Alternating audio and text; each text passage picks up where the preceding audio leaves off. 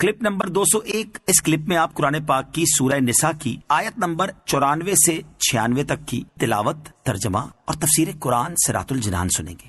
بسم اللہ الرحمن الرحیم۔ ترجمہ: اللہ کے نام سے شروع جو نہایت مہربان رحمت والا ہے۔ یا ایھا الذین آمنوا اذا ضربتم فی سبیل اللہ فتبینوا ولا تقولوا لمن القى اليكم السلام لست مؤمنا تبتغون عرض الحياة الدنيا فعند الله مغانم كثيرة كذلك كنتم من قبل فمن الله عليكم فتبينوا ان الله كان بما تعملون خبيرا۔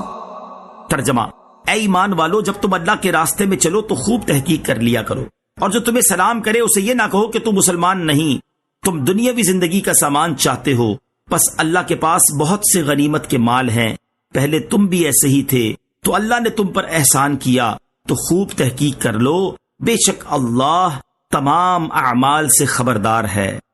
اذا ضربتم فی سبیل اللہ فتبینوا، جب تم اللہ کے راستے میں چلو تو خوب تحقیق کر لیا کرو۔ اس آیت مبارکہ کا شان نزول کچھ اس طرح ہے کہ مرداس بن نہیک جو فدق کے رہنے والے تھے اور ان کے سوا ان کی قوم کا کوئی شخص اسلام نہ لایا تھا، اس قوم کو خبر ملی کہ لشکر اسلام ان کی طرف آ رہا ہے، تو قوم کے سب لوگ بھاگ گئے، مگر مرداس ٹھہرے رہے۔ جب انہوں نے دور سے لشکر کو دیکھا تو اس خیال سے کہ کہیں کوئی غیر مسلم جماعت نہ ہو، یہ پہاڑ کی چوٹی پر اپنی بکریاں لے کر چڑھ گئے۔ جب لشکر آیا اور انہوں نے اللہ اکبر کے نعروں کی آوازیں سنی تو یہ خود بھی تکبیر پڑھتے ہوئے اتر آئے اور کہنے لگے، لا الہ الا اللہ محمد الرسول اللہ، السلام علیکم۔ مسلمانوں نے خیال کیا کہ اہل فدق تو سب کافر ہیں، یہ شخص دھوکہ دینے کے لیے ایمان کا اظہار کر رہا ہے۔ اس خیال سے حضرت اسامہ بن زید رضی اللہ تعالیٰ عنہ نے ان کو قتل کر دیا اور بکریاں لے آئے۔ جب تاجدار رسالت صلی اللہ تعالیٰ علیہ وسلم کے حضور میں حاضر ہو کر تمام ماجرا عرض کیا تو حضور پر نور علیہ الصلوۃ والسلام کو نہایت رنج ہوا اور فرمایا کہ تم نے اس کے سامان کے سبب اس کو قتل کر دیا۔ اس پر یہ آیت نازل ہوئی اور حضور سید المرسلین صلی اللہ تعالیٰ علیہ وسلم نے حضرت اسامہ کو حکم دیا کہ مقتول کی بکریاں اس کے اہل خانہ کو واپس کر دو۔ یہ روایت الفاظ کے کچھ فرق کے ساتھ بخاری اور دیگر کتب احادیث میں بھی موجود ہے۔ یہاں اسی کے متعلق فرمایا جا رہا ہے کہ اے ایمان والو، جب تم اللہ تعالیٰ کے راستے میں چلو تو خوب تحقیق کر لیا کرو، اور جو تمہیں سلام کرے یا جس میں اسلام کی علامت و نشانی پاؤ تو اس سے ہاتھ روک لو، اور جب تک اس کا کفر ثابت نہ ہو جائے اس پر ہاتھ نہ ڈالو، اور اسے یہ نہ کہو کہ تم مسلمان نہیں۔ ابو داؤد اور ترمذی شریف کی حدیث میں ہے کہ نبی رحمت علیہ الصلوۃ والسلام جب کوئی لشکر روانہ فرماتے تو حکم دیتے کہ اگر تم کوئی مسجد دیکھو یا اذان سنو تو قتل نہ کرنا، کذالک کنتم من قبل، پھر تم بھی ایسے ہی تھے۔ مسلمانوں کو سمجھانے کے لیے مزید فرمایا کہ پہلے تم بھی ایسے ہی تھے، یعنی جب تم اسلام میں داخل ہوئے تھے تو تمہاری زبان سے کلمہ شہادت سن کر تمہارے جان و مال محفوظ کر دیے گئے تھے اور تمہارا اظہار ایمان بے اعتبار نہ قرار دیا گیا تھا۔ ایسا ہی اسلام میں داخل ہونے والوں کے ساتھ تمہیں بھی سلوک کرنا چاہیے، اور یہ تم پر اللہ تعالیٰ کا احسان ہے کہ تمہیں اسلام پر استقامت بخشی اور تمہارا مومن ہونا مشہور کیا۔ لہٰذا خوب تحقیق کر لیا کرو کہ کہیں تمہارے ہاتھوں کوئی ایماندار قتل نہ ہو۔ معلوم ہوا کہ جو مسلمان کافروں میں رہتا ہو اور اس کے ایمان کی مسلمانوں کو خبر نہ ہو تو اس کے قتل سے نہ کفارہ واجب ہوگا اور نہ دیت۔ یاد رہے کہ پچھلی آیت میں وہ صورت مذکور ہوئی جہاں مسلمان کا اسلام سب کو معلوم ہو مگر اندھیرے وغیرہ کی وجہ سے پتہ نہ لگے اور مسلمانوں کے ہاتھ سے مارا جائے، اور اس آیت میں وہ صورت بیان ہوئی ہے جس میں مسلمان کا ایمان کسی کو معلوم نہیں، لہٰذا ان دونوں آیات میں تعرض نہیں۔ لا يستوي القاعدون من المؤمنين غير أولي الضرر والمجاهدون